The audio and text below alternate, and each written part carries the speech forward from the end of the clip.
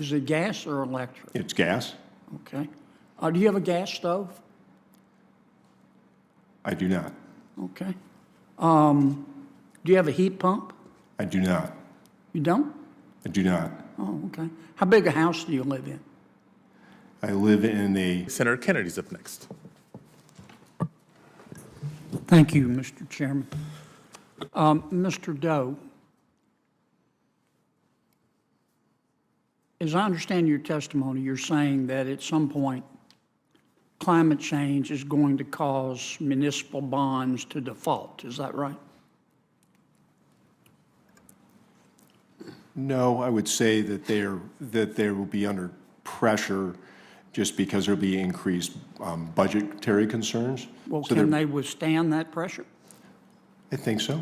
Then Yes. what's the problem? Problem is that there might be a higher interest rate if there are issues that aren't addressed by state and local governments, that if because of, let's just say, in anticipation of extreme weather events. So, that you're worried that waters- interest rates will go up? Yes. Okay. I'm looking on your website. You say, my quote, I'm quoting now, contribution to the municipal industry has been extensive as an analyst, strategist, and visionary of the industry's future, close quote. So I want to tap your visionary expertise. At what point do you think climate change is going to cause interest rates on municipal bonds to rise to the point that the interest rates will be prohibitive? When will all this happen? Well, I'll dust my crystal ball off, but perhaps I think in 10 to 20 years. 10 to 20 years, okay. What do you think we ought to do about it? I think we ought to be able to identify where infrastructure is most vulnerable to weather events, and that infrastructure is then, appropriate dollars are used to modernize infrastructure. For example, in the town of Marshfield, I want to cut you off because I don't have much time. You think we ought to spend money? Wisely and appropriately. Okay, sure. Well, nobody around here ever stands up and says, I've got a good idea and I need to spend money unwisely and inappropriately. Correct. You understand that, right? I do. Okay. Do you support the world becoming carbon neutral by 2050? Would that solve, do you support that? I don't think that's a reasonable expectation. Yeah, but if it were, do you support it? Doesn't seem like it's a bad thing. Okay. Do you support the United States becoming carbon neutral by 2050?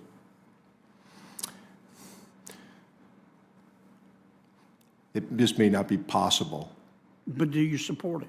If it were the right mix of power and energy in order to provide the electricity that's needed for essential needs. Well, you do Yes. understand that that's the goal of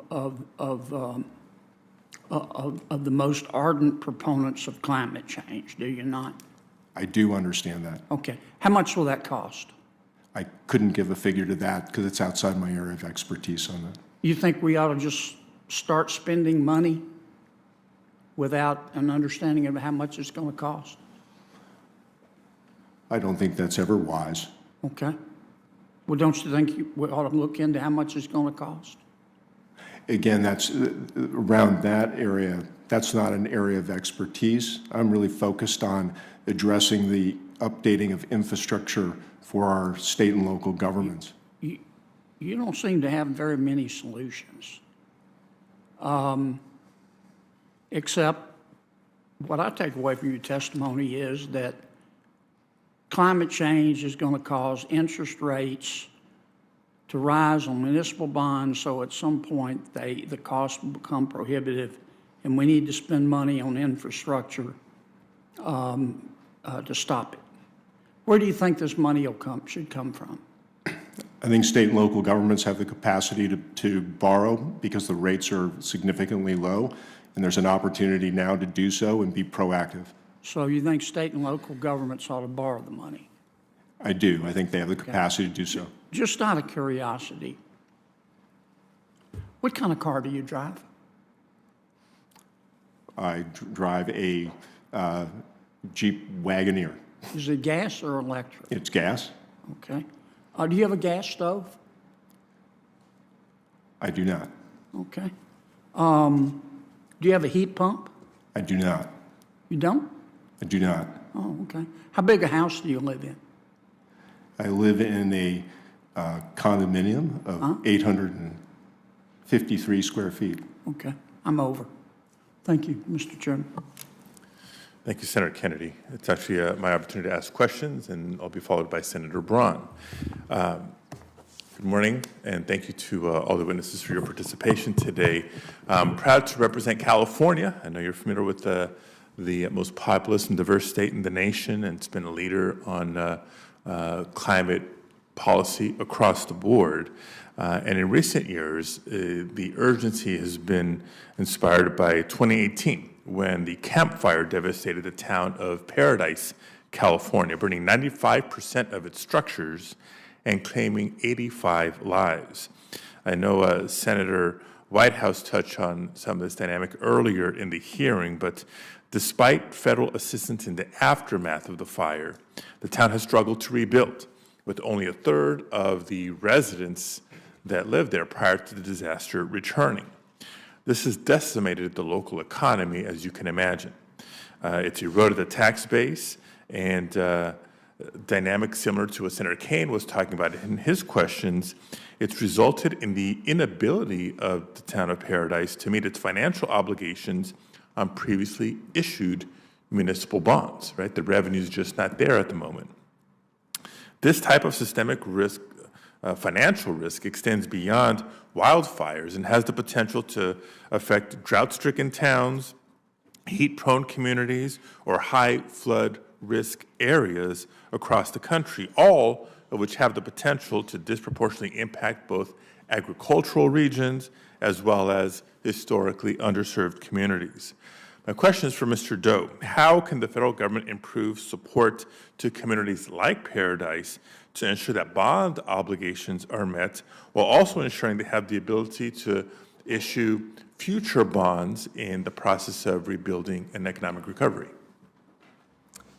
I think there are two ways. One is regarding the federal government. I think it's making it a priority for issuers of debt that are exposed to climate risk to disclose them appropriately. I think the second, and because that way you're signaling to investors and to the broader community of where there's area of risk, and that there are plans that are being made by those state and local governments to address those risks, so that they are, when the federal government comes in after a disaster, the federal government is aware that those state and local governments have taken proactive action. The second thing is that I think the federal government's big role here is to assure that issuers and state and local governments that the tax exemption is secure, and that will continue onward and be an important part of the financing effort, so that state and local governments can plan with confidence and assurance that there'll be low interest rates going forward.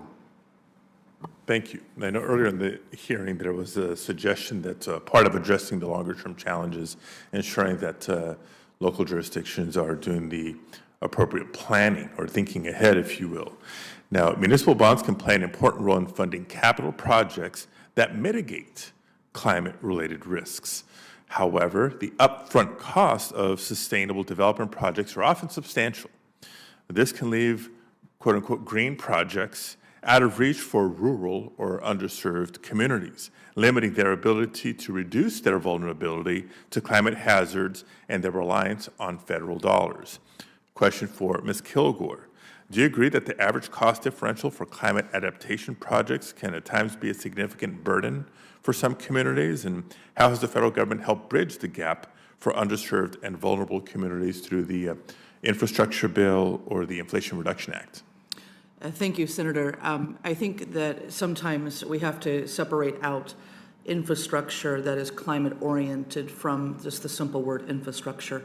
For us, oftentimes our infrastructure today is inclusive of the technologies or the materials necessary to plan for the future. For us, we do have a technical bench of experts to help us. And so when I'm talking to local communities, smaller communities, a lot of times it's that basic knowledge, awareness, education in the tools to go about successfully employing those different loans. That's the piece that in my head is the sweet spot where we as a federal, asking for your support to lean in there. Is there any additional steps you'd recommend that Congress take to help incentivize some of the infrastructure projects that are specifically geared towards changing weather patterns or a changing climate, frankly? Thank you, Senator. The most beautiful thing about our democracy, state sovereignty, that one size fits all rarely works. And so my sincere request would be to do a really good analysis and have a data lake, if you will, understand the governments across our country, where they're accessing funding, what their risks are at this time. And because until then, I don't have an effective answer on to say, from X percent, you're going to be able to grow these types of projects, because we don't have right now a holistic viewpoint as to where everyone is in the nation. Thank you. Senator Padilla has been kind enough to agree to take over chairing this hearing until I can return. Senator Johnston will be next to be recognized. And, thank you, Mr. Chairman. I wish you all well until my return. So let me say at the outset, I'm not a climate change denier. I'm just not a climate change alarmist. What I am is I'm a debt and deficit, U.S. federal government debt and deficit alarmist. And so I certainly align myself with Dr. Leeper. Dr. Leeper, you're talking about the fact that the bond market's been weak for U.S. Treasuries. As the Federal Reserve has been going into the bond market floating debt, what is the cost of that debt? What is the interest rate they've been paying on recent debt? I mean, is there, again, we have different maturity levels through the government. Last year on public debt, the cost of that debt was about 2.5%, correct? Yeah, it's gone up. Did you know what the cost of our debt was in the last 3 decades of the last century? 70s, 80s, and 90s? It was substantially lower. Is that what you're saying? Because I think it was substantially higher, wasn't it? I'm not sure what you mean by the cost. So the interest cost, the interest rate. Again, I want you to describe what a debt crisis is going to look like. As we become less and less creditworthy, as creditors look at the United States and say, they may not pay this money back. I'm still loan the money, but I'm going to ask for a higher interest rate. I mean, I don't think we've factored that into this discussion. I think that's correct. And a debt crisis in the United States would first manifest as very high inflation. And the reason for that is because these bonds are denominated in dollars, and they're just a promise to repay in dollars. And if I think that when I get repaid in dollars, the dollars are going to buy fewer goods, then I want to get rid of those bonds today. And the way I do that is I go out and buy stuff, raises inflation. And so that would be the first instance, I think. So again, we don't focus enough on the numbers here. Again, here we're talking about climate, can do something about the bond market, which I think is not realistic. I agree with Dr. Kahn. Last fiscal year 2022, our interest expense was $476 billion. Last year, it was $659 billion, a $183 billion increase, 38% increase. According to CBO, in 10 years, that expense will be $1.44 trillion. But again, that's an overall average interest rate of 3.1% compared to 2.5% for last year. I'm not so sure 3.1% is a realistic rate. I think that'll be way too low. So again, in 10 years, according to CBO, I think they're lowballing. This is Rosie's scenario. We're going to go from 600, we went from 476 to 670, 659. In 10 years, according to CBO, $1,440 billion, and that's a lowball estimate, assuming a 3.1% interest rate. What could it be?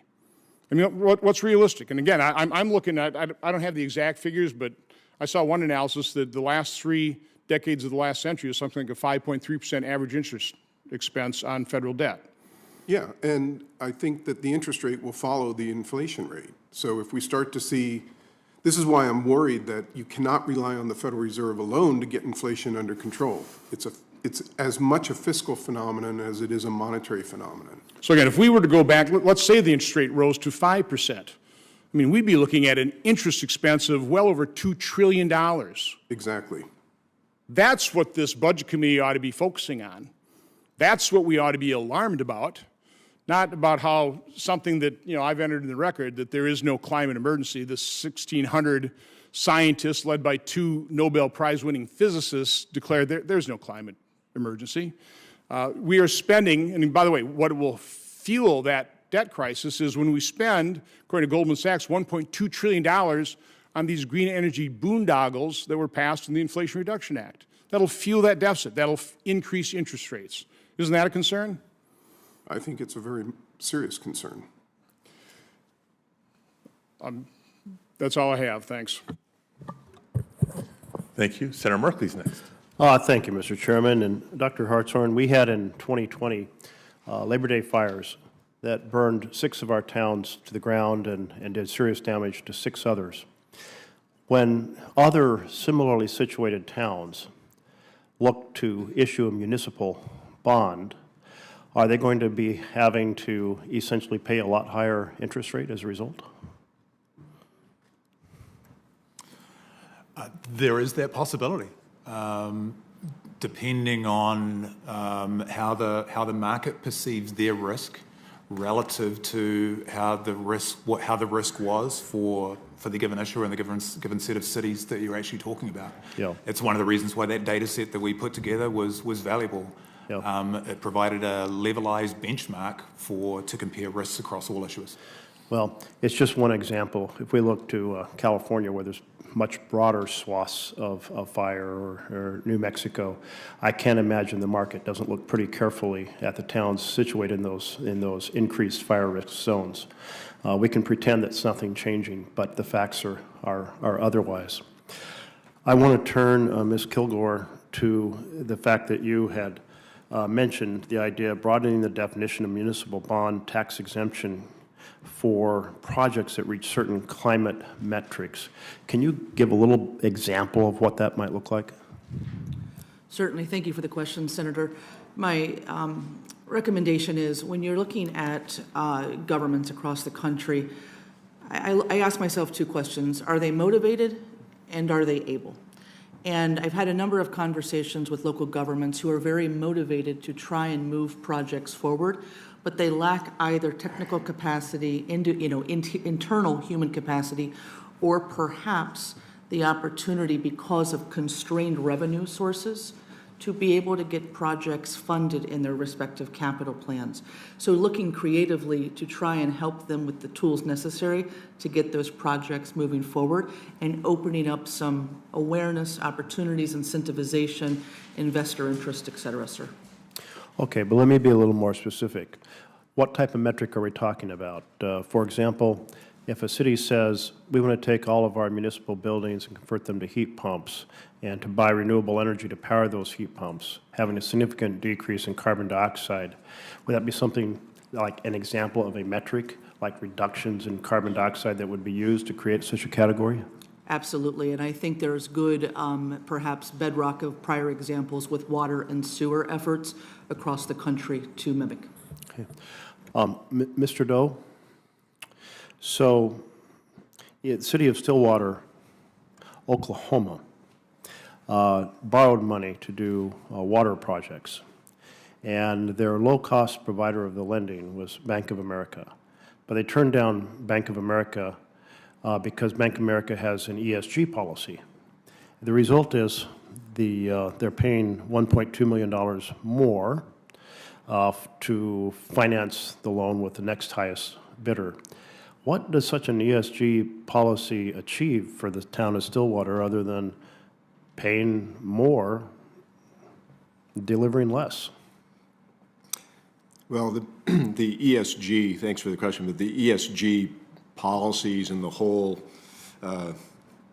issues around that certainly has become politically weaponized, and what it has is kind of obfuscated the responses of the responsible responses to funding projects to mitigate climate risk or adaptation risk. So to your point is that, yes, I mean, that penalty that we're seeing in Oklahoma, we've seen in Texas as well, is that has been unfortunate.